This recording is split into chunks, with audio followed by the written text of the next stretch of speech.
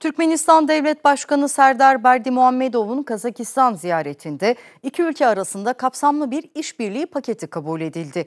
Liderlerin ortak basın toplantısında ticaretten ulaştırmaya, enerji güvenliğinden kültürel ilişkilere kadar birçok alanda stratejik hedefler belirlendi. Türkmenistan Devlet Başkanı Serdar Berdimuhamedov'un Kazakistan'a gerçekleştirdiği resmi ziyaret, iki ülke ilişkilerinde yeni bir dönüm noktası olarak kayda geçti. Astana'daki görüşmelerin ardından Türkmenistan Devlet Başkanı Serdar Berdimuhamedov ve Kazakistan Cumhurbaşkanı Kasım-Cömert Tokayev medya temsilcileri için ortak bir basın toplantısı düzenledi.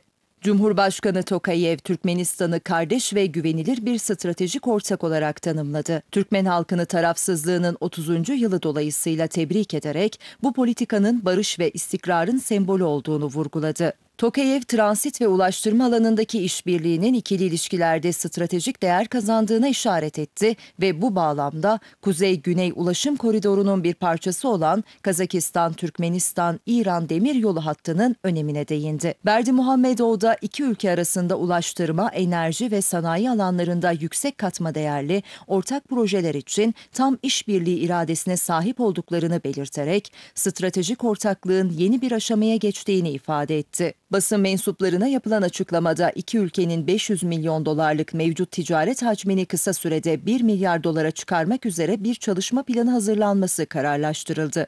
Ulaştırma, enerji, eğitim ve çevre konularındaysa demiryolu bağlantılarından inşaata kadar birçok yeni adımlar belirlendi.